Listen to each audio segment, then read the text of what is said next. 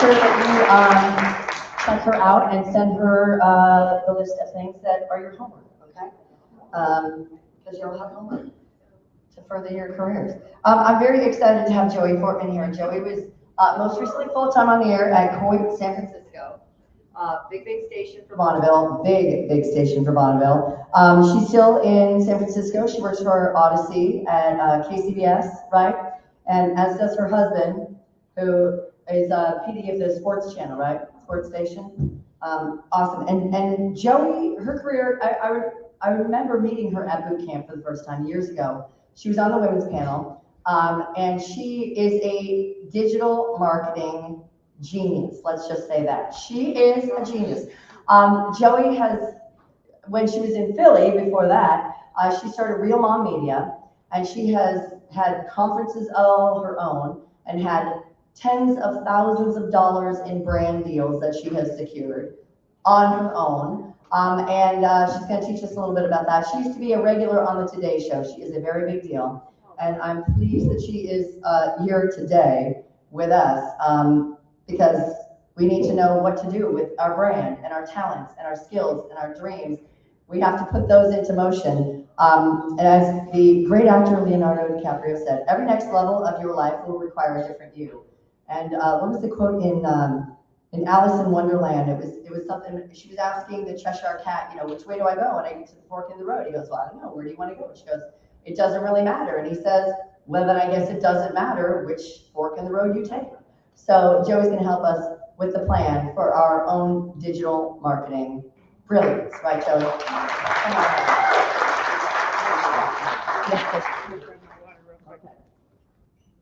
Okay. Hi, how's it going? Okay, so I have to admit I'm a little nervous because I'm surrounded by radio people and I don't think of myself as a radio person. So I'm going to put some notes up here just so that I'm smarter, since she said I'm smart. First and foremost, this is the most important point that I want to make. Every single woman, look around this room and look at the 30 plus men that are here for us. Thank you. Because without you, we don't have anyone to carry our voice through in the industry.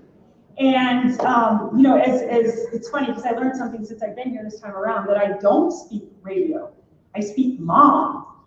Is there any moms in the audience? So maybe you'll be able to relate with me right now that I'm nervous and I'm trying to decide whether I make you laugh or cry. If I make you laugh, then I'm going to pee because I'm over 40 and I've had too much water. I know, can you not say that word on the radio? I don't even know anymore. Okay, I'm going to share with you real quick my ridiculous story of why I fell in love with radio and how it has affected me as a woman, and then I'm going to put to good use your brain so that when you go back and say, well, I don't need no salesperson to go sell me, I can do it myself, right? That's the goal. Okay, and by the way, I'm going to move away. Art said they would talk too loud in the mic. Okay, I live and speak mom, so everything I do has to have, I hate the hats in hustle culture. Too many hats, too much hustle doesn't actually do anything. You're not working smarter, you're working harder, and you're in a circle of trying to understand, well, where are you? So if I pick up a hat, I'm just telling you what kind of crazy part of my life I was in. And the big boo in the front, that's fun, right? Anyone?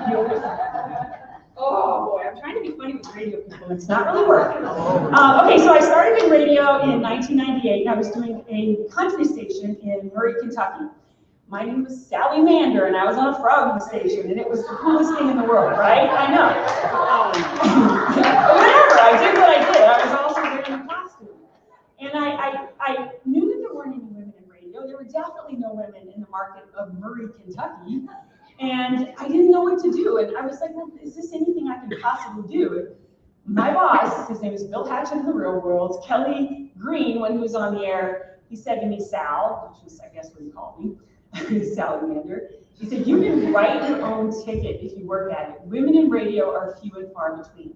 And that was the best first lesson that I ever had. And so I said, okay, well, I love you, Murray. I got my college here, but I got to get out of Kentucky. So I moved to St. Louis, and I was on the air there for a very short time. And then I moved because I got offered to do mornings in Paducah, Kentucky, which is a fun place that radio people like to make fun of. And it was my first big morning job. Within a year, I went to Virginia and was doing all of that. And I was in Virginia doing mornings, and I was like, I I want bigger. I'm gonna go bigger. I don't even care. I didn't have nothing going on. By the way, I lived my life in BC and AC, which is before children and after children. This is all BC, just so you know. I was having a good time. The bar gigs were fun then. They don't even do them anymore, do they? No, maybe not. Okay. But I was trying to figure out who I was. I had $200 in my checking account. I said, I don't want to be in this small town anymore. I know I'm bigger than this. I want to find a city boy to marry one day. So let's just take $200 and drive to Chicago and see what you can do. And I moved to Chicago and I had $200. I was terrified. And in 1 month, I auditioned for Mancow. I got hired part-time at the Mix. And I also made a great opportunity for myself to go and also do afternoons at a suburban station, which Hannah, is she here? Hannah's still here? No. It was a part of that. And I was like, what? In a month? This is what this is going to be like? Okay, I'm in. And it was incredible. It was an incredible first experience, probably the best time I ever had in radio. I don't know if you guys, I'll share a dumb story real quick, but I don't know if you remember the Dave Matthews Band thing where he dumped his van out. In Chicago, we went and rented this giant blow-up toilet, and we had an event with all the listeners. And it was like brilliant. And I'm like 28 years old, going down the river in Chicago on a boat with a big toilet from a story in the news, and people were loving it. And I was like, this is it, I'm going, I'm staying, this is it. Then I met a man who told me he owned a radio station. Yes, he was highly intoxicated, came in, I was a bartender, because of course, when you first start out, you have 20 jobs. And I was like, oh, okay. And again, what can you do for me? That's where I was in my life. Didn't like the guy, he was short, whatever. Oh, it gets better. He was sitting down, I was standing up, I had no idea when I gave him my cell phone number, my flip phone number. Anyway, I ended up marrying the man. Yes. I need to watch and I still love you and I hope you do too. I met him when he told me on the radio station. The next day called to ask me out. He was like, oh, I work at one. I'm like, okay, whatever, dude. Let's just see what we got. And I got to know him, and I didn't like him for a while, but I remember walking to the L and going to audition for Mancow's show within like the first month. And I was terrified because I was trained in radio that I was this laugh track, this person on the side, this one that's always going to agree with the co-host or the host, that is, on my way up. And even before I actually got a morning job, I really believed that. And my husband, who now runs sports radio, I was married to him for all the time. His opportunity was to move to Philadelphia. Of course, we're married. Like, I was living the dream, by the way. I was hosting mornings in Chicago on 9 FM. Under 30, I was on all those under 30 lists. I was living the dream. Again, BC, before children. And my husband moved to Philly. I thought, well, I'm going to get a job. You're not going to get it for me. I'm doing this, because I was a very independent woman. I got the job, even though he's working for the same company. And I ended up getting pregnant really quick. Here's what's happened. I went back to work, and the day I returned from maternity leave, they eliminated my position. I was already off the charts because I lost my radio identity to the point where it was really hard. So when you first have a baby, in case you didn't know, you can go through postpartum depression. And back then, that was the days when Britney was beating up the paparazzi and shaving her head. I know you guys all remember that. Poor woman fell on the umbrella for people like me because nobody talked about it. And once I got let go, I went home and I ended up getting the same company the next year. I had an afternoon job. It was awesome. It was hot AC. Philly's a rock sports town. I loved it. You ready for this? I found out on Facebook from the receptionist that my station, I was 4 o'clock in the afternoon, was flipping to my husband's station. Yeah. I had no idea. That poor man had just started his career, and he had to sign a confidentiality agreement with the station. Yeah. It slipped because ESPN had let it out. I mean, all of this. I still love the man. We're still married. We went through a lot of therapy. I got a girl's trip and a handbag out of it. I did. I was like, no. You're going to make money now. You're going to take the money right here. And I know then everyone was like, head hustle. The women are doing this, that, and the other. And I'm like, but I don't want to be that. I don't want to be the one that football player said, because I was smart and educated, and I want to be more than that. And so I came home, and the second time after my husband, I was like, that's it. You men, pardon me, old white guys in radio, I don't have time for your crap anymore. I'm moving on. There's the old Get it? I don't have time for you anymore. That was free, by the way, and I'll tell you guys how to get free stuff. But I said to myself, there's these new mom bloggers. I don't know if you remember that era. It's like 2008. When you would, if you had kids then, you would Google how to open up a Stoker stroller, and I was the one over here with a $20,000 deal to go and shoot a video with a Stoker stroller, right? So I saw these women doing all this stuff. I'm like, I was on radio. I was hosting a show called Better Philly. I can do this. I can be these women. And I felt like I was out of work because of it in a way, which was pretty much part of the problem. But in reality, I was just out of work. It's just what it was. They're still great people, but I took it very personal. And I think women have a really hard time not taking things personal. I still do. And I look at it as a superpower. Sometimes it helps, sometimes it doesn't. But when I was at, I forgot where I was going. I'm trying not to cry because I know that's not professional, but I'm going to go back to make you laugh. Back to the poo story. I was in the oh shit mode. And I didn't know what to do. I didn't know where to go. I didn't know how to learn any of this. Like, what are these women doing? How are they getting these deals? But I see the world in full color. I did not see radio in a box. I saw all these other opportunities. And so I wasn't in radio. I wasn't stuck in a box. I wasn't in some stupid sandbox. I wanted to be me, not the mom. I didn't want to lose my identity. And I thought, well, I lost radio because I became a mom. Because how many women are like, once you become a mom, it's over. Your career, all of it, it's over. And I'm seeing the heads nod, and that's what it was. Amazing men that I worked through my whole life, right, through radio. But I was the boss. I was the HBIC. Y'all know what that means? The head I wasn't the HOH. I wasn't the head of the household. I ran that house. And I ran it so good that my husband learned a totally different perspective on women in radio. And to move forward in that, and I'll go back and we'll talk about how I made so much money and opportunity in that, I just want to share with you all women, like, just what happened. I ended up coming to, this is just recently, I ended up coming to San Francisco, fell in love, because every single woman on the air was a woman. I'm saying that again. Every single person on the air was a woman. And I was like, well, what is this? I thought that women don't matter. Women don't want to hear other women talk. And women aren't meant to be more than a laugh track. These were all women. There was Sarah and Vinny, and Sarah was the head. And I was like, what? I didn't know what to do. Fell in love. I emailed the program director, who's an incredible man. I'm not a name dropper, because unfortunately I don't know any of you except for Morgan. I got 10 minutes. His name is Brian Figula, and he's an amazing human being, but he let me go. And I was there, he hired me because of my influence, you guys. I hadn't been on the air for 10 years, and I had the opportunity to take the job, whoever that was supposed to be. And I started a week before the pandemic. So you can imagine someone who hadn't been in radio for a decade being tossed on the air a week before the pandemic, didn't know a human being, didn't know how to speak radio. I spoke mom. I had a career out of motherhood. And I nailed it. I was able to go in the middle of the pandemic. Radio people didn't know what was going on or how to be able to reach an audience. I just knew what I knew. And that was how to get on the internet.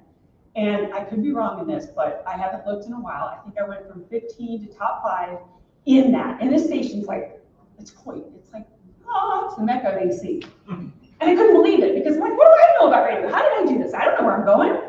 And I realized that I would go home every day. I had to meet them where they are. And I went home every single day and spent 2 hours on Facebook because that's where people are first, right? I would go into all these Facebook groups of all these women around the country or around our market and like, I'm gonna join that one, join that one, join that one. I joined them all because I could speak mom. I could rock and roll with the moms. And once I got in there, I became their friend. And I commented about their kids, and I just really got invested in these women. And then I throw in, oh, by the way, I'm giving away $1,000 tomorrow.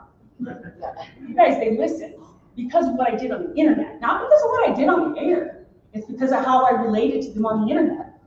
And to go back a little bit here, to tell you a little bit, I gotta tell you the right, sorry. Anybody know? How do you guys talk for a living? I don't even know. So going back to the point where I pretty much lost my identity in radio, I lost my life to radio. I was married to it. My husband's just starting his career, and you guys all know what it's like in the beginning. They're not even there when they're there.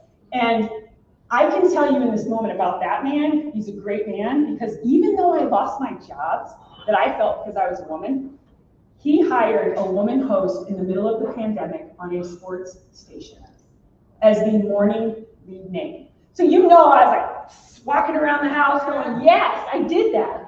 But a lot of it was because he was in the room like every single one of you men. He was in the room, he heard what I was saying. In the beginning, when I would say, you wouldn't even believe what some of these guys would say to me about getting a job. He's, what? That doesn't happen. And as I continued to share my stories with him, and the end, what he saw, and it's like, I had to do this to protect our family. He had to sign that. And it didn't matter to me. I was like, I'm a human being. I'm his wife. Now, don't ever work with your husband in radio, which is what I'm doing now. It's just part-time, so it's fun. But it was such a learning experience for me that I went and said, if I can't beat these mom bloggers, I'm going to join them. And I sat down and I wrote my entire postpartum life through my fingertips. I took everything that I could say on the air or couldn't say. I was on a hot AC station. Who talks over 30 seconds, right? I took all of that and I put it in my fingertips and I relayed it. And I was at a point where I think I was getting 250, 300,000 views on my blog in the beginning. And this was like 2008, right? This was early on. That's when I was like, all right, these folks are starting to make some money. I need to make some money. There were women like, I don't know if you guys know Deuce, if you ever heard of Deuce. It was Heather Armstrong. Unfortunately, she ended up committing suicide this past year because of the pressure that she had on the internet. She was the original mommy blogger, and that's mommy blogger is a dirty word now because it came into digital influencer, and that's a dirty word. You are not a digital influencer. You are not a radio personality. You're a media personality with influence. That's it. You don't have to focus and pick one thing. You just have to do you. And so when I realized, yeah, I wasn't radio, I was way more than that. I'm cool, I'm fun, I enjoy life, I want to get out, I'm not just a mom, and I need to be people. And I just made best friends on the internet. It was amazing. And the one thing that actually helped me, I would say, propel my business so far was meeting these people in person. So it was all the early stage, the scary mommy, the early people that I was a trailblazer. We were all trying to figure it out. Now you've got these TikTok superstars with 1 million followers have no idea about business. So I had to figure all that on my own early on. And I made everything that I had. I learned how to sit down and do Photoshop. Now Canva, it's the best investment I ever made in my business. If you haven't figured it out, I'll send you an affiliate link. But that's just it. I had to take what I knew, and I had to pack that up and I go, okay, let's just see the world in full color. Within that, here's what happened. Because I got fired from radio twice, and I felt, because I was a woman, I was on the Today Show multiple times. I got huge contracts from big brands. I was able to be a Disney mom, a Beaches mom. Whenever you would see those moms traveling around the country before anybody else started doing this travel blogger stuff, I was one of those. And I would look back as I remember once I was signing a contract, and I turned to my radio and I went, yeah. And that's a terrible thing to do, right? I'm a mom. What was just that? But it was me going, okay, if you're going to be mean and you're going to be ugly and you're going to be nasty, I'm just going to use my finger like I did online. My husband was like, what are you doing? It helped, right? And I didn't have to say a word. And it came out, and I went back and I did it again. And I guess to get to the point of the good of radio, number one, those men didn't know. As a society, we were conditioned to not like women, each other, meaning to speak when being spoken to. You're better off being seen and not heard. And those were all the things that I grew up in early radio. So at this point, I moved into a town with all these extremely incredible, famous San Franciscoans. Yeah. So there were women everywhere. On the air, I emailed my boss. He gave me the job because of my influence. And that was it. Do I work there now? No. And I've learned that part of that was because I speak too much mom.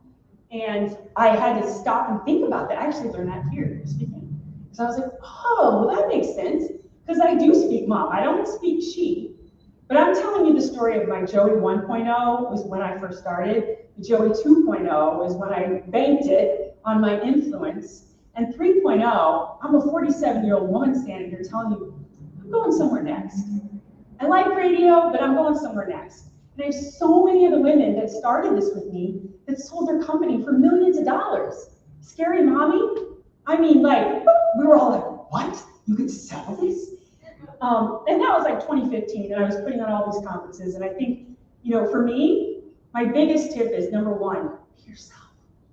And if I was to tell you in regards to how to be able to go out and sell yourself, just be yourself and make those connections. Because what made my business great was that I showed up at these mom blog conferences, Mom 2.0, all of them. I think the first year I spent like 30 grand. You have to invest in yourself. Whether you can find it or not, find a way. If I didn't have the money, the husband, then I probably wouldn't have had an investor. It's like, if you think like an entrepreneur, you are not just in radio. You wake up in the morning and you go, I got radio in the morning, I've got this in the afternoon, I'm gonna go spend 2 hours getting to know these awesome mom friends that are from Swarthmore and really see what their day is like.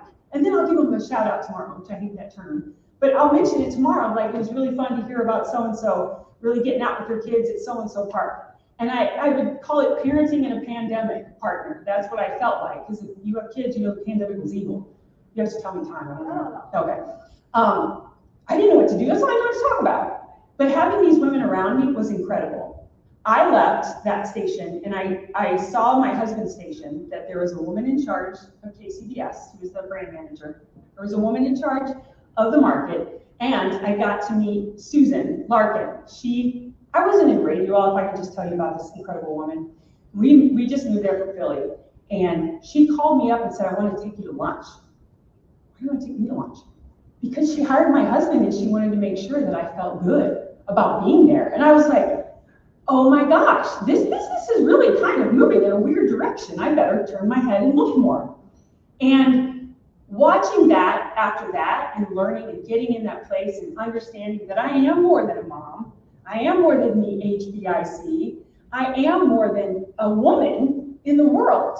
And I think right now where we are, you all, is that we are in some serious estrogen heat. It's like hot. We're all having flashes on the floor. Like, it's 2024, and there are 30 men in this room. And when I came to this conference 3 years ago, I think there were maybe 10. So if you're listening and you're leaning in, and every man, I'm looking you poor gentlemen in the front of the eye, we need you.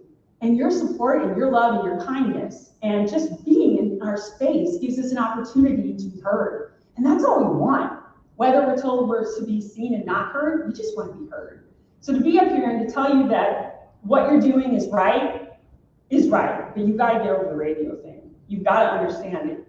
Radio is like, it is not dying. It will never die. And I pray it doesn't, because it pays the mortgage in my house at this moment. And I was like, keep sports. Wait, we're in San Francisco. They're white line sports fans. It's like, what? Coming from Philly. But I'm like shaking just trying to share this with you, because I feel like I have a list of the top 5 things that I was told in radio that are not true. And I know where everybody's getting antsy because I don't want to laugh because I'll pee. Women don't want to hear other women talk. That's clear. I think we've all learned that one. You have to torch other women in radio to get that seat. That's one of the things I learned. Like, why would I torch a woman when I don't even know one in radio? Women cannot be back-to-back on the air because research says. Guys, San Francisco. Bullshit. They're everywhere. They're women on the air. It's like, it blows my mind. So I know that's not true. And women are meant to laugh at the man jokes. And to me, I'm like, that's called mansplaining. I'm not going to laugh at a joke just because he's going to make fun of somebody else or tell me that's okay. I'll laugh at the joke if that's what I signed up to do, but I'm not going to laugh at it if you're asking me. If it's funny, I'm going to laugh. But ultimately, I'm not a laugh track. I'm a mom, and I'm going to use my voice, and I'm going to help my kids, 2 privileged boys growing up in this country, to respect women and understand they deserve every bit as much as anyone. So let me give you a few thoughts real quick. When I say the HBIC, the head in charge of my house, one of the things that was really important for me in the beginning was to create a kitchen cabinet of cool people. Instead of, having a cabinet of like presidents and stuff, I was like, whatever, if we're supposed to be in the house, I'm going to build my house. And these are the people I'll tell you. Okay, you gotta write this down. I had a house manager. This is the one that kind of keeps my head together. She's amazing. She's my partner with Reality Moms, and I didn't even share all that with you, but you can check that out in Grow Your Radio Influence. I wanted you to know my radio life first because I think it's important that you understand that it does suck. A money business person. You all, walking in as a creative, trying to build your own business as an entrepreneur, you better have somebody in your corner that can tell you how to read those contracts, how to understand who you are, how to value yourself, and even sell you if you need it. They don't have to be an agent, but they could still sell you. You could say, Betty, I don't have time to get to this. Can you at least just kind of figure it out? She's my person, she'll do it, or he, whoever's in your cabinet. Another one, therapeutic person. And this is the person that just kind of, you're a therapist. You're a person in your life that you can talk to, that you feel comfortable just talking about the real stuff. You've got to have that in your kitchen cabinet, you all. And if you have a cocktail for that person, they'll even share with you more what you need. A party person, speaking of which, you need one person that is the party. That's the person that's in your corner all the time. That will, it doesn't matter. Like I'll talk to her for 2 seconds and be like, do you know who you are? Do you know what you're doing? Because that's the person that you need. You gotta have that cheerleader. Man, woman, whoever it is, husband, wife, neighbor, dog, whoever it is, you just need that cheerleader. And then you also need to have a people person with you in your kitchen cabinet. And that is the person that says, oh, hi, this is McVeigh, you need to meet him, he's a really cool man. And some of us are like, oh, we know him, he's pretty freaking awesome. But that people person for me was Tori. I was like, I'm gonna hold on to you, and I don't know these people. I don't speak radio. And she did it. And so she, obviously, look, clear, people person, right there. You want her in your cabinet. Look at this place. Yeah. That was the big thing. The kitchen cabinet, go to your small business association, understand how to claim this event, your everything, understand if you're doing TV, how to claim your makeup, your hair. Like, I don't think I've ever had to, no. And I still do it because I do TV, right? Just claim it all. Don't tell anybody I just told you that. You'll get much further. And in that, you also have to be able to invest in yourself. Start putting some money aside. Start putting time aside. If you don't have any money, put that aside. And here's the thing. This was the coolest part about for me. The one thing that I learned that I was like, that's pretty awesome. I was able, because of my influence, to give over $100,000 worth of toys away for years. Every year, I would go do a TV piece where everyone in the audience got it. And I was able to do that, not because I was on the radio, but because of my influence and because I cared about people. And if you can show that to these brands, you can send all the cold calls like you did producing to have an interview, all of that, you can do all that you want. But ultimately, in the end, it's such a hot spot. I'm not going to say you don't have a chance, because this is a big old world we're living in, and there's so many ways to make money. And that you get on Grow Your Radio Influence, because I don't have, she won't let me tell all that, even though that's probably why she's over here. I'll teach you all of that. That's what it's about, is understanding that piece of it. But then turning off your airwaves and focus on your influence, right? You want to go from airwaves to influence. So once you get that rolling, you get your people, you get your money, go to the Small Business Association, understand how to do the taxes, find someone to do them for you. Then radio is just, oh, well, you already got the taxes taken out of that. That's good stuff. The rest of the world is freelance. You can do whatever you want. And then the two women that I asked that are like women in my market that I just am like enamored by. One of them is Sarah Clark. She's on Sarah and Vinny. She's just about to hit, I wrote it down, almost 30 years on the air at the same station doing mornings as the first name, Sarah and Vinny, the Billboard name. That's awesome. Like that's winning right there. That's awesome. And I asked her, I said, what do you do that made you where you are? Because these are all women in radio and I want to tell them something valuable about that. And she said, every day for all those years, she goes over the Golden Gate and says, I am a monster and I'm coming for you, San Francisco. I mean, like, really, when you wake up in the morning and you say something like that, why would you not go in there and be like, instead of walking in and go, oh, I'm tired, this sucks, I don't make enough money. So, all right, this is radio, I'm coming for you, I'm a monster, what are we doing next? And if you keep that mindset, you will have that entrepreneur mindset. And then, I think my big advice to you is know who and what you are. And, Sarah said this too, always have an opinion. Because if you don't have that opinion, you're that, and you're not that.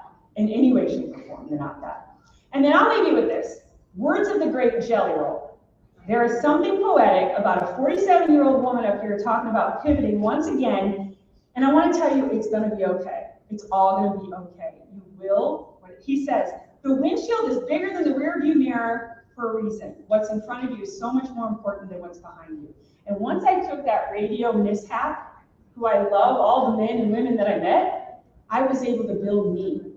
And there was no radio having my identity. So keep doing what you're doing. You're doing great. I didn't pull out all of my hats because I felt like it was happy and I didn't need all the crabby and the special forces. But if you can't handle this part of it all, of understanding how to move over, just pick up props and just keep going. And use your fingertips, but also pick up that phone. Thank you for having me. Thank you, Jody. I know we have a couple of questions, so if you want to ask a question, Christina? Yeah. Okay. Okay, I'm Christina Ramey. I'm looking for work. I'm nowhere, but I was most recently with the Woody Show, and then before that, the Ryan Show with Eric Robb, and then before that, Kim Ralston. Okay, sorry, I got carried away. I'm gonna take my moment. This question came up during Angela's chat, but I don't really care who answers it. I think anybody can.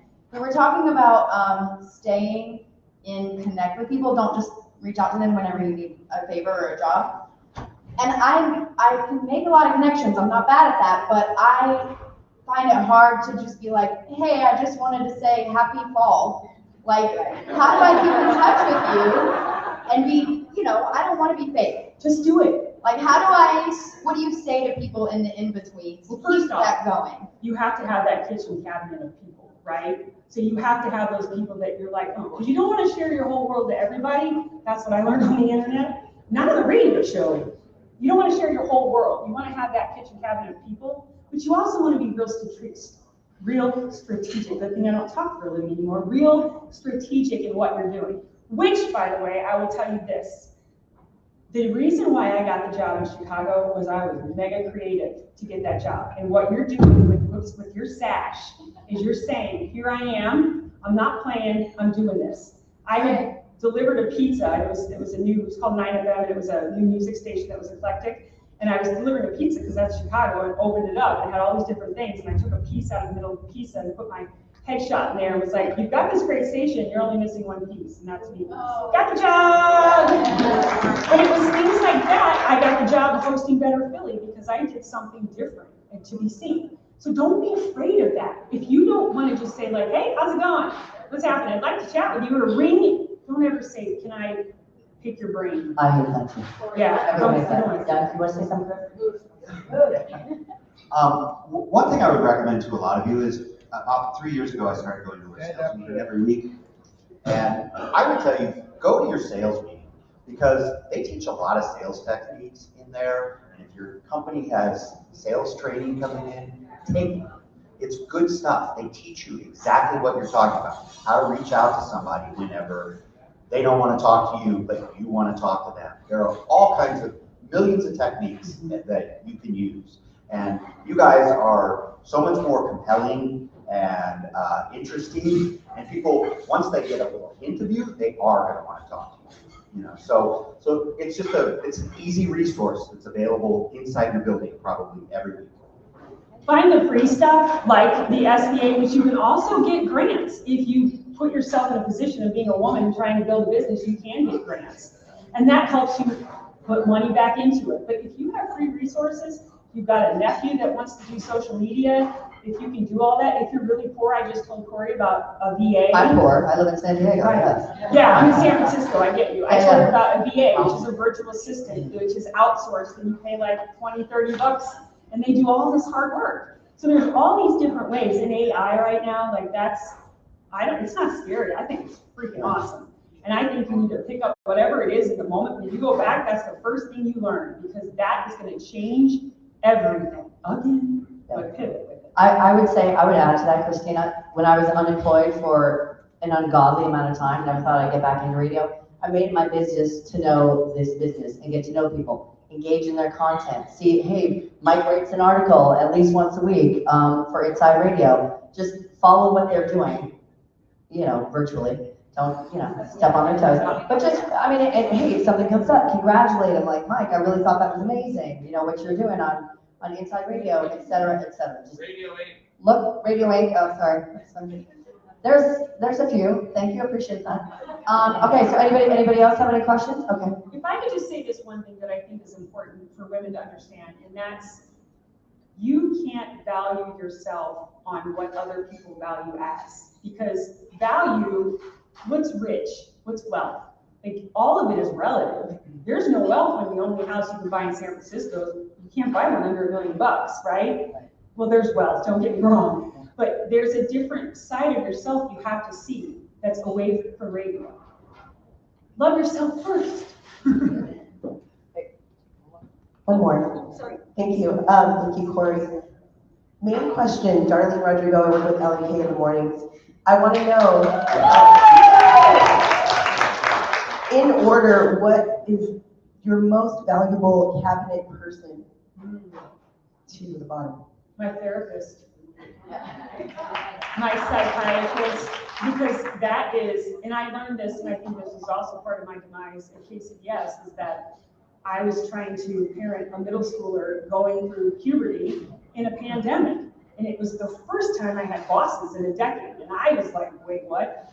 So being able to look at that whole, I recognized it, my emotional health. I have postpartum depression. I am going to be sad times in my life. So how am I going to handle that? And how do I not get emotional? Because according to my understanding is it's not okay to be emotional. But in my business, the influencer business, be emotional. People care about that. And I think the therapist was number one, but this one is like maybe tied, the money person. That I can't even, I have a degree in theater. I can act my way through anything. I can close the deal, but figuring out how, And I'll tell you real quick, a success story about a woman that's in radio, or was in radio. She actually called me, she was a traveling comedian, and she called me, she was extremely successful off Broadway, called me a week after the pandemic, said, I don't know what to do, I'm screwed, I can't go out and do anything.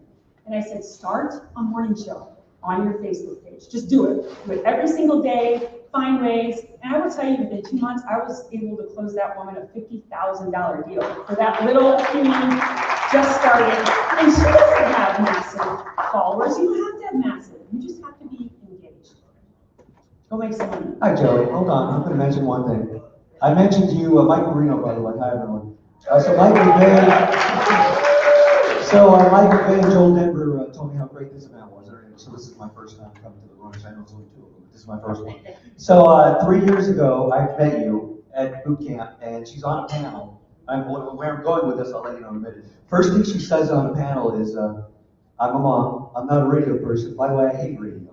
That's the phrase. You remember you said that, and I just laughed so loud. And so I started following her. And by the way, it was a great panel, too, just as you have been right now. I just said what I knew.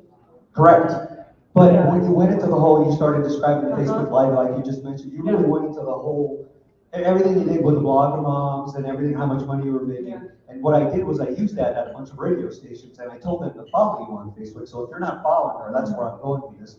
She's incredible. I'm a consultant now, so you can slide in my DMs and I'll tell you how to do it, but my teenager only posts anything and it sucks. I made so much money off you. You were like famous, and now you're not gonna. So. But your Facebook posts are, yes, very funny. So I mean, make it a point to follow her because she says some great things today, but she's very entertaining. That's really what I was going with this. Thank you. Thank you. You're so sweet. You know, the 250 contributors across the U.S. and Canada is what I built with Reality Moms, and I gave them food and money and stuff. I was able to send them things. That's value. If you can find value in somebody sending you stuff to take care of your kids for Christmas, that's value. And you gotta remind yourself that. Connect with Elena Smith, Nights with Elena. Connect with Angela Pirelli Coaching, Angela Pirelli. And Joey Fortman. I want to thank Dawn and Marie and